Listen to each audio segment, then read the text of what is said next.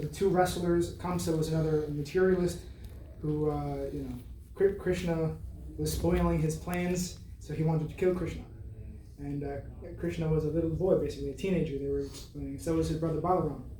And so he had these two very big muscular wrestlers come, and he challenged them. He couldn't just kill them outright. So he tried to do it in a sneaky way by saying, okay, come wrestle, and then you get killed there.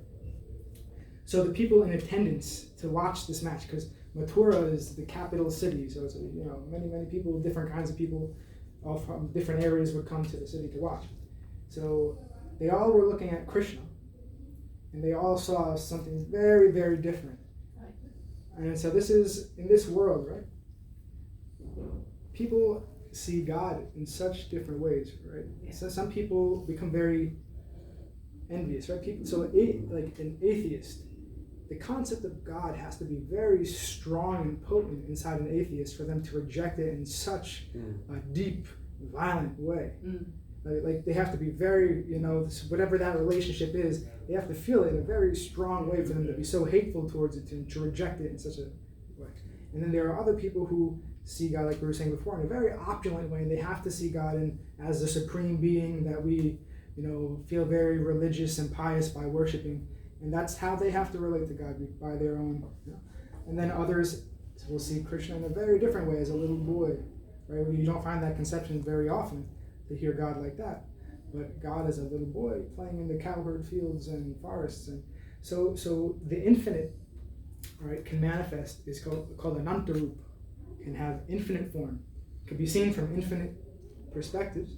And so everyone's relationship with God is different. And so this was seen in that pastime where everyone was in the wrestling stadium and they were seeing Krishna. And although they were looking at the same transcendental divine person, they all saw him very differently based on their own self. They were kind of seeing. It's funny because when I was reading it, obviously I didn't understand what I was reading, but then it defined itself as it revealed each like you said, perception of what Krishna was to them.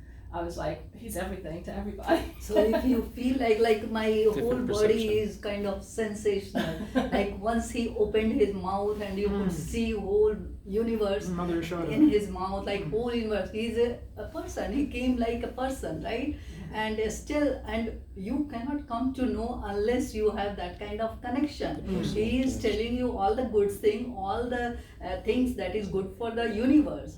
But unless or until I have connection with you, you cannot, or you have connection with you cannot understand me, right? You have to be receptive if that connectivity is there, then you can see whole everything. Right? Yeah.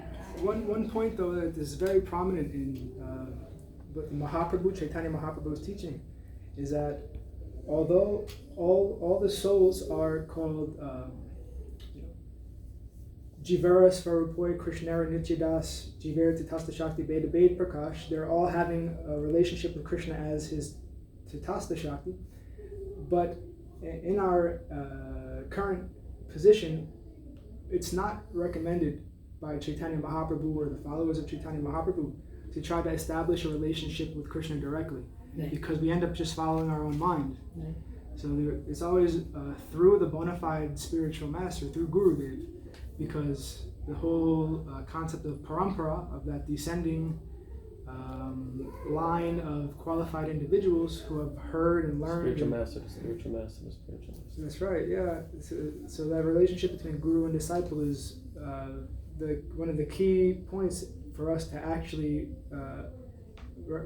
awaken our Krishna consciousness. It's not directly with Krishna, it's only through Gurudev. Is one important point. Yeah.